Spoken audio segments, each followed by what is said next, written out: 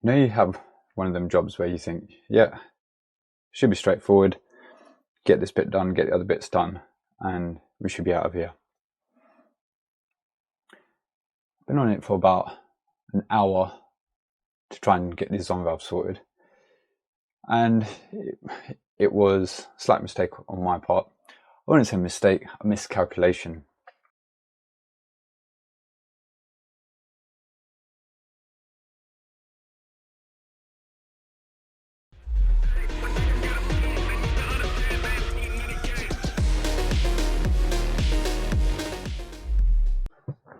How are we doing, everyone? Welcome back to today's video. Now, firstly, this is a continuation of the last video on Sunday where I changed the synchro motors on that zone valve.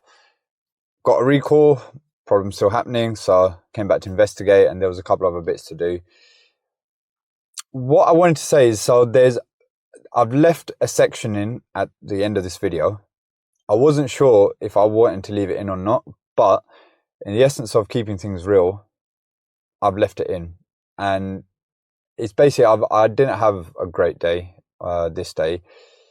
There was a lot of things going on in my head, and I just wasn't really feeling it. And I mentioned before as well, and I think since the beginning of this year, I've had quite a few sort of ups and downs. I've been struggling a bit with things in my head, but I'm progressively getting better. Things are still a little bit up and down, but more ups than downs, luckily. So this was sort of filmed back in, I think it was mid-February. So, and I'd gone for a bit of a low point, shall we say. And yeah, like I said, I wasn't sure if I was going to leave it in the video, but yeah, look, I think it's good to just talk about it and stuff. So I've left it in at the end. So make of it what you will. It's just me just sort of blurting things out to the camera, just a way for me to sort of vent and stuff. But look, enough of that. The video is not a depressing video by any means. It's still a very interesting video. It's still just involved with work. It's just at the end I have my little piece and I say a little bit of something. So I hope you enjoyed the video. Today for me has been a great day. I'm recording this, what is it today? This video is going out Wednesday, so I'm recording this on Tuesday. I'm losing track of time. I'm on a day one of 2, potentially 3 days on a system conversion. So this video will be going out much later on once I get around to finishing the job and editing and everything. So I've had a good day today. I finished at a decent time, made a big push on the job today. I'm just doing this intro, so I hope you guys enjoy it. Don't forget to like and subscribe. And yeah, I will see you all on Sunday. Hope you have a good rest of the week. Welcome back. So I'm back at the job from the other day where I changed the synchro motor on that hot water zone valve and replace the time switch as well. So the customers said that the heating is still coming on, or the boiler's not turning off. She's saying basically it's still doing the same thing. So I'm not quite sure. It was all left working when I left it, and I tested it all multiple times and it was all working fine. I did say to her before I left that there's a possibility that the heating 2-port might be letting by, because the boiler was fitted, I think, a few years ago, but they hadn't changed any of the zone valves. So all the controls and everything were exactly the same from previous. So there's a chance that they may be faulty or whatever. Now, I couldn't really feel, because the heating had been running previously, I couldn't tell if the zone valve on the heating side was letting by or not. So I explained to her that if this happens, obviously I'll have to come back and change it. So she said that, yeah, the heating's still coming on. I don't know exactly what's going on, whether the 2-port's letting by or whether the hot water zone valve is still not working properly. But what I'm back here to do is I'm going to replace both of the zone valves. I'm going to replace the heating one and the hot water one. Now, the heating one was a 28mm zone valve, so I've had to pick up a 28mm one. 22 ones I've got as stock, so that's not a problem. And my colleague whose job this was originally, is his customer, he came yesterday because he was meant to come yesterday anyway, because there was a leak coming from some pipework upstairs. So he's exposed the pipework. There's also a leak on the heating side as well, on some of the heating pipework. So he said he's going to come around later on today, possibly whilst I'm here. If not, once I've done the zone valves, he wants me to have a look to see if I can repair that bit of pipework as well. So let's go inside. Let's get the system drained down, or not drained down, partially drained down. And then I'm going to actually be using the Clever coupler system. So you might have seen me use this on a couple of other jobs. So it just allows, where I'm working with 2 ports, there may not be movement on the pipework. So just in case if I haven't got that movement, I brought some 28mm clever couplers with me, and I've got 22mm clever coupler as well. Just so that if I haven't got that movement, I can cut the pipe, I can fit the clever coupler adapters to the zone valves, and then it will allow me to slide the zone valves in and out. More than likely, I'll probably fit them regardless anyway, because I'll price them into the job and everything, and it will just make any sort of future maintenance work a lot more easier. So let's go inside. Let's get the system partially drained down, or get the pressure up the system so we can start working on it. Let's get the zone valves done, and then let's carry out this heating pipe repair as well. So let's go in and get cracking. Right, so here is the leak upstairs. And don't know if you can see that pinhole. There's a very fine spray coming from that T. And it's pretty tight here. So it's basically this section of pipe here, and it's leaking from the bottom of this T. So I've got a push fit on this side, copper on this side. So I don't know if I'm going to have space to press this in, or if I might have to get the soldering gear back out again. But we'll see. First thing I'm going to do is downstairs, I'm going to sort out the zone valves. I've got to drain the pressure off the system. We should stop the water from leaking here as well. And then I'll tackle that, see what I can do with that. But yeah, first things first. Let's get this system depressurized. I've got enough space on both sides to do the clever couplers and put in the 2 new zone valves. So let's get that sorted first. So look, both demands are on at the moment. Obviously boiler's been turned off. Got a drain point there, so going to drain the pressure off the system from that, and then just swap both of these two out. Now I've got 2 different brand zone valves because I've got the 28mm zone valve. I could only find an ESI one that my supplier had in stock.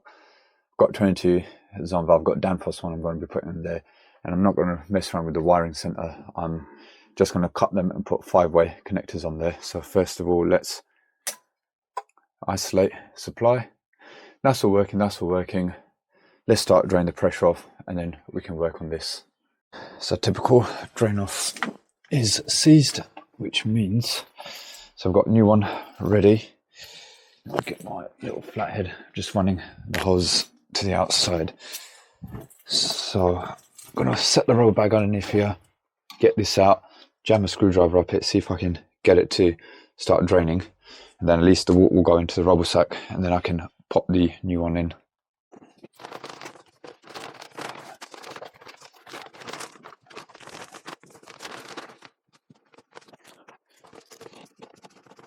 There we go.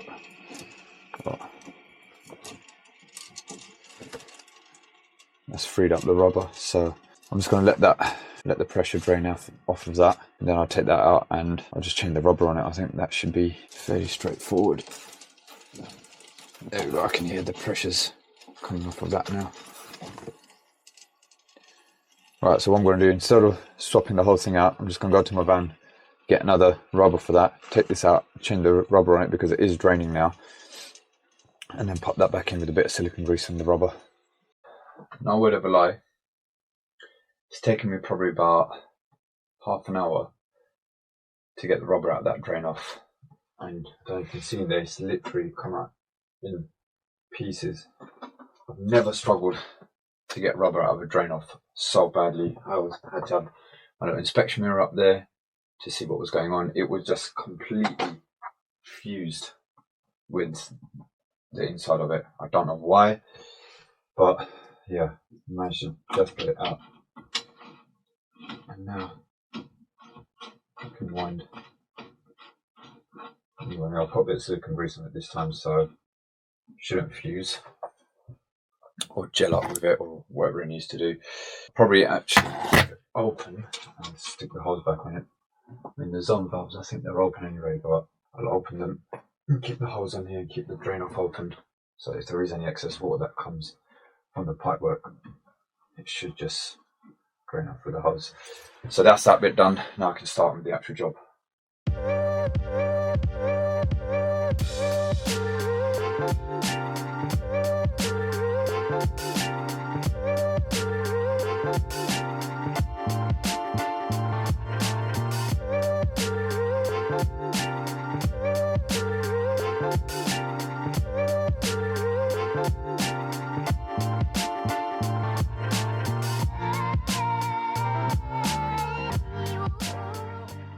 So there we go. I've made up the two clever couple adapters. So that's the 28mm one, that's the 22mm one. In here I've got myself, I picked up a couple of 28mm couplings, which would just, one side will press onto there, one side will press onto there. So obviously I'm going to mop that up, then press it all in position, then slide these out, put the fiber washers in. So it's got the ones for 22mm, and obviously I've got the 28mm fiber washers as well. So I'll get these pressed in as well. Need a couple of 22mm couplings as well. One on there, one on there. So that's all ready to go on. So now up here, I'm gonna start taking these apart, and yeah, luckily I've got plenty of space above and below to press couplings on and everything with the press gun. So I'll take the heads off first. Probably do this one first because it's going to be a little bit tighter than this one. I've got a bit more space on this side. So let's start with the 22mm and then do the 28mm. But first, let me just get the heads off and all that.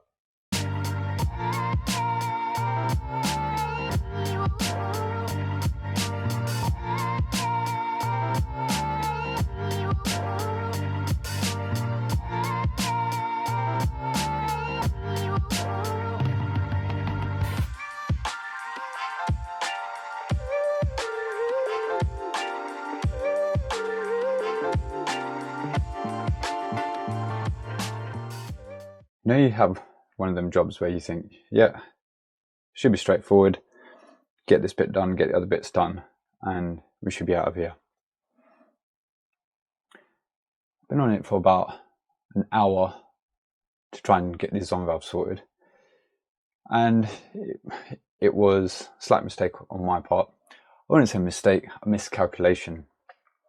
So they're both on now, which is absolutely fine. But what I miscalculated was how much pipe I need to cut there. So I hadn't cut enough, and then I'd pressed obviously the spigots in to the couplings on the 22mm.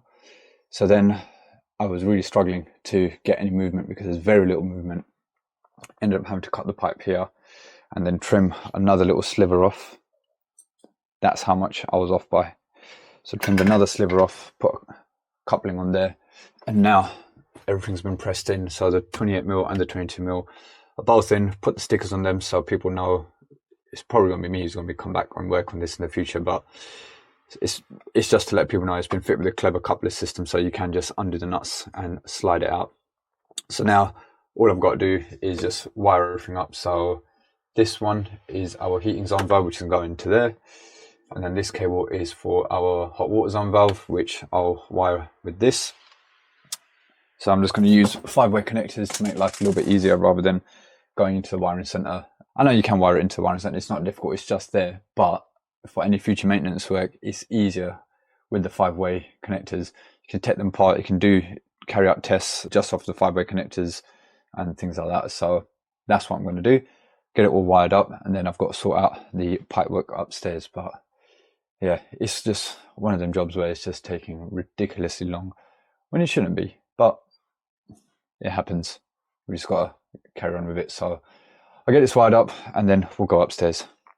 Right, I'm having a bit of luck finally after trying to sort those on valves out. So now I'm about to tackle this leak, and what I've found, this is really good news for me, is that the leak is not coming from the central heating tees.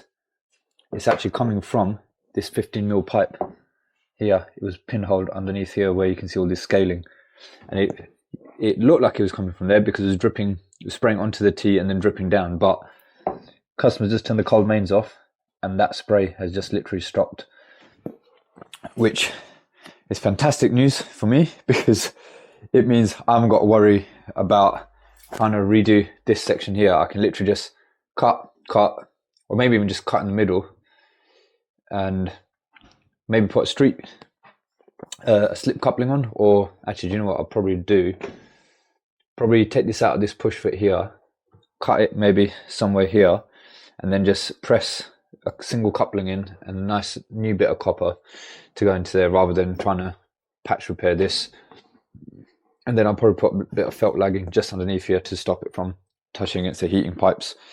So yeah, it's made my life a little bit easier, because I was wondering why. I came upstairs and it was still spraying out. Customers said that they've still been emptying the little tub whilst I've been working on the zone valves downstairs, which didn't quite make sense to me because I've drained the pressure out of the system. Most of the water's been drained out.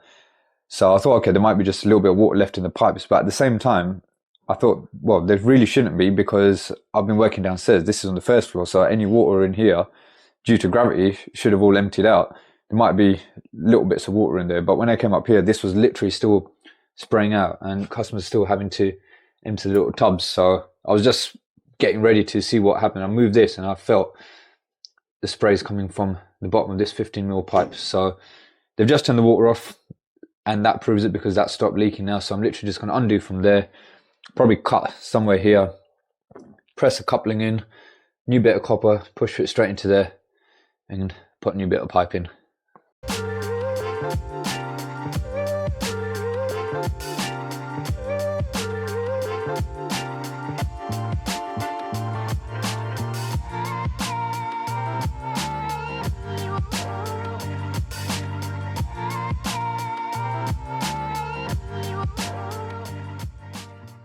Right, water's back on.